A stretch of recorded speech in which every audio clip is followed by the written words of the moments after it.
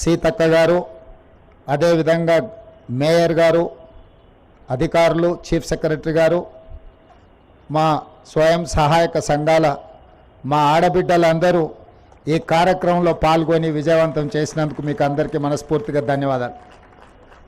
రాష్ట్ర ప్రభుత్వం యొక్క లక్ష్యము, రాష్ట్ర ప్రభుత్వం యొక్క విధి విధానాలు, రాష్ట్ర ప్రభుత్వం యొక్క కార్యాచరణ మిత్రుడు పట్టి విక్రమార్క గారు పూర్తి స్థాయిలో తెలంగాణ సమాజానికే కాకుండా ఈ దేశంలో ఉండే ప్రతి రాష్ట్ర ప్రతినిధులకు కూడా పూర్తి వివరాలను అందజేయడం జరిగింది.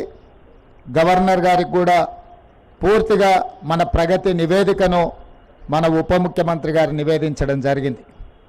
నేను రెండే విషయాలు ప్రస్తావిస్తాను, ఎందుకంటే ఈరోజు మనమందరం మన గవర్నర్ గారు ఏం చెప్తున్నారో వినడానికి ఇక్కడ సమావేశమైనాం.